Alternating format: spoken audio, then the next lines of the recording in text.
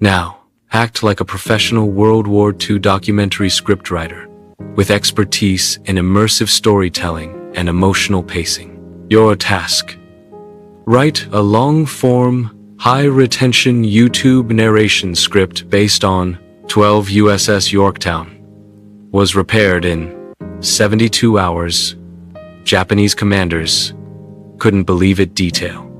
After the Battle of Coral Sea, Yorktown was patched and returned to battle in days. At Midway, Japan expected her gone only to face her again. Structure and flow section breakdown. Divide the story into sequential sections to 700-900 words each. Label as Section 1, focus of this section. Section 2, focus of this section, and so on until the full story is complete. Each heading should describe the emotional or narrative focus. For example, the capture, the realization, the turning point. Hook open with a specific date, time, and place. For example, April 8th, 1943, 27,000 feet above Caen, France. Drop the viewer right into the scene's sensory detail, tension, and immediacy. Avoid exposition. Begin as if the viewer just walked into the moment.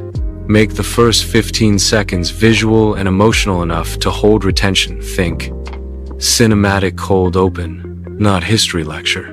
Narrative style: third-person, immersive storytelling with occasional second-person engagement.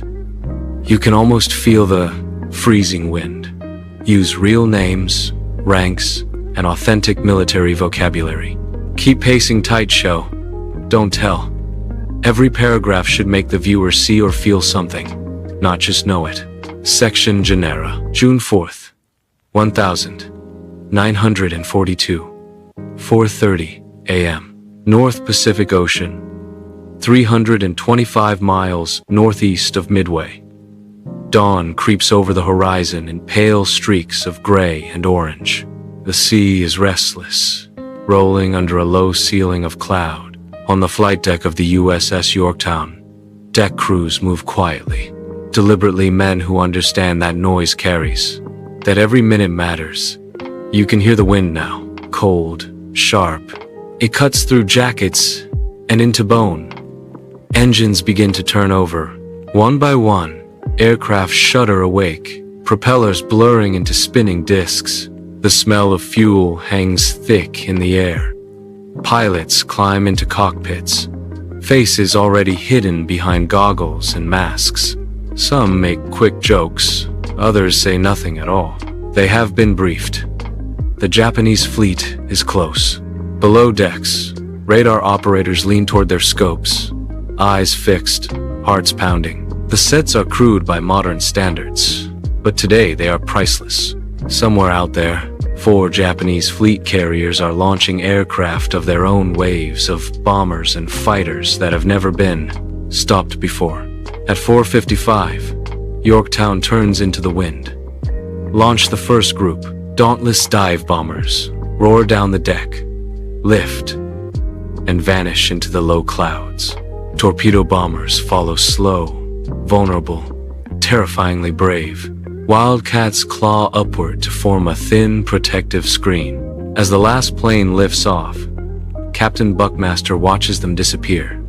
He knows many of those men will not return. And still, there is no hesitation. Hundreds of miles away, a bore. June 4th, 1942, 10:22 a.m. High above the Pacific, the sky is painfully blue. Thin clouds drift lazily, indifferent to the chaos about to erupt below. The Japanese carrier force steams in tight formation, confident, disciplined, unaware that history has already slipped its knife between their ribs. You can almost feel the stillness before it breaks. From 18,000 feet, Lieutenant Commander Wade McCluskey peers through the windscreen of his SBD Dauntless. His fuel gauge is hovering near empty. His pilots are scattered. His orders to find the enemy carriers should have expired long ago. Then he sees it. A lone Japanese destroyer, Arashi, tearing across the ocean at flank speed. McCluskey doesn't hesitate. That ship is running back to something, he mutters. He turns his formation to follow. Minutes later, the clouds part, and there they are. 4 Japanese fleet carriers. Decks crowded with aircraft. Fuel hoses connected. Bombs stacked wingtip to wingtip. The worst possible moment. Below, aboard a Kagi, Kaga, and Soryu, Japanese deck crews are in the middle of a frantic rearmament cycle. Planes meant for Midway have been brought back. Bombs are being swapped for torpedoes. Fuel lines snake across hangar decks. Safety procedures are bent under pressure. Nagumo is still deciding his next move. He will never get the chance. At 10:24, the first Dauntless rolls inverted. Sirens scream aboard the Japanese carriers as lookouts finally spot the June 4th, 1942 nightfall. The Pacific is black now, the kind of darkness that swallows sound. Fires still glow on the horizon where Japanese carriers burn, marking the graves of air crews who never understood how badly the day had gone wrong. The USS Yorktown drifts silently. Her decks are scarred. Her hull is flooded. Power is gone, for good this time, but she is still afloat, an injured giant refusing to sink. In the water nearby, hundreds of sailors cling to life rafts, watching the dark shape of their ship with a mixture of grief and pride. Then something unexpected happens. Damage control parties return. Men climb back aboard the listing carrier in the dark, moving by flashlight and instinct. Pumps are restarted. Flooding is reduced. The list eases. Slowly, almost unbelievably, the Yorktown stabilizes. Word spreads through the fleet.